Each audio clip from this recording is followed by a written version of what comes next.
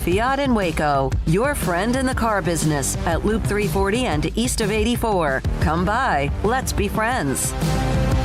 All right, this 4 o'clock hour, Phil Bennett at 5. So the home run derby, Joey Gallo, the number 2 seed. He'll face Trevor Story, who's a local kid out of Dallas and Fort Worth. How do we feel about the tournament aspect of this now that they've been doing it for a little while? I think it moves a little bit better as far as television goes. Okay. I do miss here's what I wish. Who hits the most home runs? Yeah, I mean that's really, I don't like this whole, you could hit 29 bombs in round 1, but that doesn't count towards your actual total to win the thing. So you could hit less home runs total, but just have hit more home runs in the later round and you win. And I don't understand that at all. I mean, Josh Hamilton didn't win the home run derby in the most unbelievably impressive home run derby output I've maybe ever seen. Yeah. So I've just found that kind of odd, but please, by all means, go over the matchups. I don't understand what they're doing now either. It's gotten to the point where it used to just be whoever hit the most, and then, of course, guys got worn out, and then some guys started not going back because it was such a grind. So number 1 seed is Shohei Ohtani. Did you see him in Ichiro's little I think I saw some pictures of him and Ichiro, and Ohtani is running to go meet Ichiro, and he gets over there and he's got his hand extended. He's got his hand in his he's got his hat in his other hand out of respect, and he bows like the Japanese people do. So yeah, he just went full respect for Ichiro. Just, looked like he was just the kid in the candy store seeing Ichiro. I think for that generation of ball player over there, like Ichiro, that's Babe Ruth. Their Babe Ruth. Yeah, for sure. Meaning Ichiro and Matsui and Hideo Nomo and Daisuke Matsuzaka would be he's past Hideki Rabu actually. But meeting those 4 guys, I think for Japanese players who grew up in that era that are playing in Major League Baseball now would be akin to meeting Babe Ruth and Lou Gehrig and Bob Gibson and Sandy Koufax all at once. Number 8 seed Juan Soto. He was added at the very end. I think he was the 7th one to commit. Then Gallo, the 8th to commit. Gallo's the number 2 seed against Trevor Story. I'll tell you, that scares if you're picking Ohtani to win this thing. The fact that he has to go up against Juan Soto in the first round, is pretty darn scary. Yeah, and I'm glad that we can talk about Shohei Ohtani without pulling a Stephen A. Because we'll get to that. Some pretty stupid stuff, but yeah, that's a pretty tough draw for the number 1 seed, getting Juan Soto there if you're Ohtani. And it's not just how many home runs you have this year; it's putting on a show, just pure raw power, batting cage power as well. Matt Olson, number 3 seed against Trey Mancini, who's the great story. Mancini's with Baltimore, the 3 and 6 seed. And then Salvador Perez of Kansas City. Is that right? Mm-hmm. And then Pete Alonso, who may have won this before. He won it in 2019. The last from the Mets. They played it, yeah. Okay. So those are the 8. And Trey Mancini is the great story in that he's come back from cancer and is playing and having a really good year for Baltimore. The only good thing that happens in Baltimore baseball apparently is Trey Mancini right now. But he's going to be talked about a lot. So it should be pretty interesting. Nice little. I'm glad that they've got some guys that are legit recognizable names. Sometimes it looked like for a couple of years that some of the guys were just not going to do it. Ohtani, this might be the only time we get to see him do it. Well, okay, Ohtani's name power, Soto's name power, Gallo is power. Mm-hmm. Mancini's a great story. Pete Alonso's the defending champ. Alonso's a defending champion since they didn't have it last year. And Trevor Story is the biggest impending free agent coming up, and the Rangers would love to add him to the mix. But to your point, it's not Vlad Jr. and and Ohtani and Acuna if he wasn't hurt. It's not like the top, but it's an okay field. Yeah, having Ohtani is making it way better than it probably would be otherwise. I'd like to see the 2 juniors in this thing. And Tatis and Vlad, but get Vlad, Tatis. Let's put Gallo in there because he can hit bombs. Let's put Ohtani. Let's get all those cats in there. So what are the rules? It's I don't know. It's head to head. Yeah, and then you advance, and then it's head to head again, basically. Yeah. So it's a bracket. Yeah, okay. It's like a tournament. I just don't know how many pitches you get, 3 outs, whatever, all that, and you could have 38 home runs in the first round, but then lose in the semifinals 14-8, something like that. Okay. All right, and I got to tell you, this used to be obviously had to go home and watch it.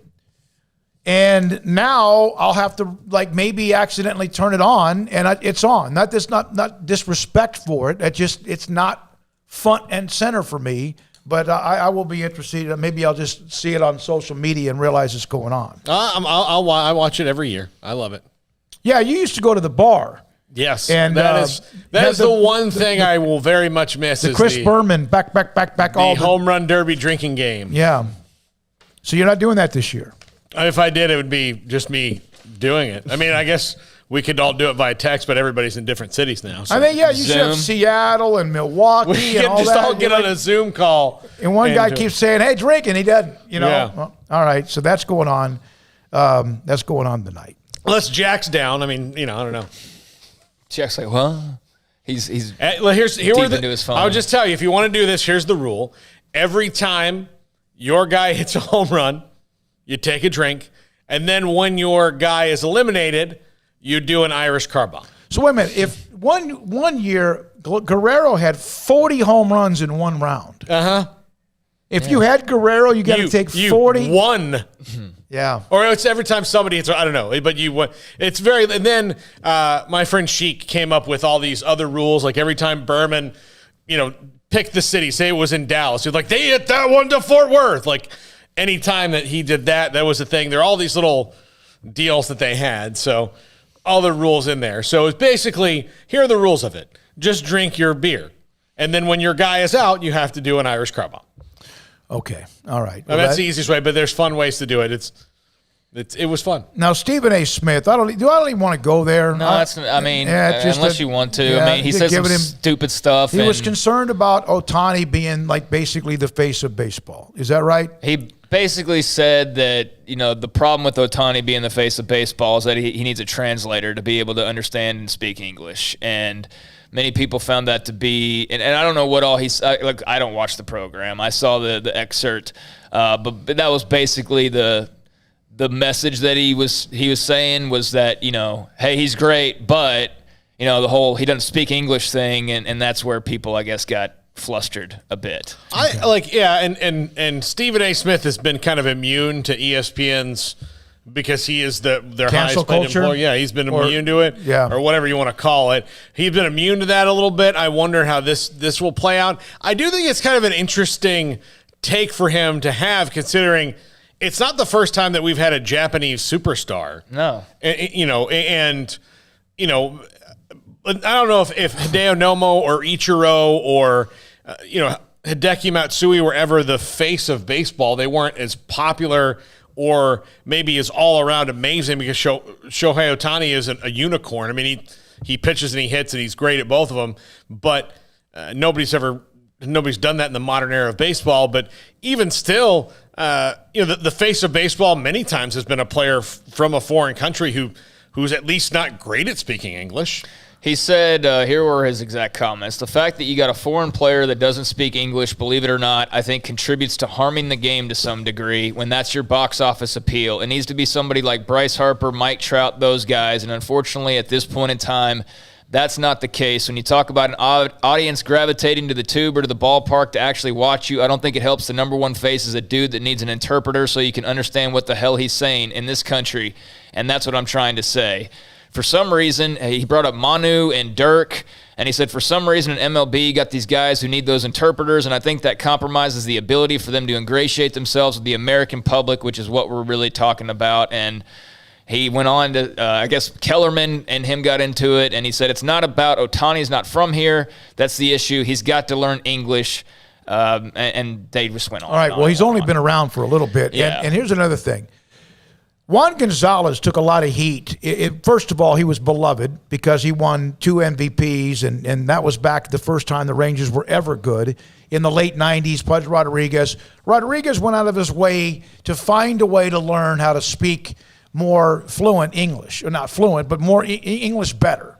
Where Juan just never quite really cared about that. That doesn't make him a bad person. And so then that made it also sound like he was somewhat aloof or distant. For year after year after year after year in Port Charlotte, Florida, sat down on the second level walkway for some reason and had opportunities to speak with both of them, Pudge and Juan Gonzalez, every training camp. I never had a problem with him. Now, it wasn't great. It was sometimes broken, but I never thought of him. Now, I know he became kind of the what do you want to call it? Grumpy, malcontent, whatever. Wanted to get. I always enjoyed it. Now, Ohtani's been here for a year, too, maybe. Yeah, but see, the thing there's a quote from Ichiro about why he used an interpreter, and it's a pretty good reason. I'll read this in just a second. Well, part of it, you don't know that Ohtani's not trying to learn English. That's exactly right. And look, Molly on the show, when they were exiting, apparently she was like, "Yeah, but those homers talk a lot for him." And what were you just saying? What were you just saying? You don't know if he's not trying to learn. Yeah. And then she also said, obviously he's trying to. We don't know he's not trying to learn English, so she was trying to cover the bases there. Darvish speaks through an interpreter quite a bit, and he speaks pretty fluent English. I mean, I know that for a fact. I mean, I've heard him. I was in the clubhouse one time when he was speaking English. He just doesn't speak it at the time, he didn't speak it very well. Here's a quote from Ichiro to John Hickey of the Sports Press in the Sports Press Northwest, which I would think is probably up in Seattle. "We have to connect to our fans through the media. And when you talk about that, it's got to come from your heart. And when it comes from your heart, it has to absolutely be consistent. There's a big risk you take without an interpreter, because as we professional baseball players, we are here to perform baseball, not to learn a language." Well, and also there's some guys that speak English and you need an interpreter. Well, there's figures of speech that even if you learn English, you're not going to understand, the sarcasm elements or that's just a figure of speech that means not literally what it's, and so there's those little things as well. Learning a language, especially the English language, with all the slang and just the different way we, use words. It's hard to learn English. I mean, there's just so many differences, but I don't think Stephen A was being, just to put a cap on that, I don't think he was being outright racist or anything. I understand ultimately the point he was trying to make. I think he just delivered it really poorly. And who knows? Maybe I'm wrong on that, but that's how I took it. All right. One of the other things about it is I lived in Japan 4 years. I learned enough Japanese or their language to communicate to store owners or places where I went. And I had to learn a little bit enough, in fact, if I got lost or I was in trouble off the base. And so there's kind of a responsibility there. But for me to try to learn Japanese if I was playing, it would not be in a year. All right, when we come back, we'll wrap up this 4 o'clock hour.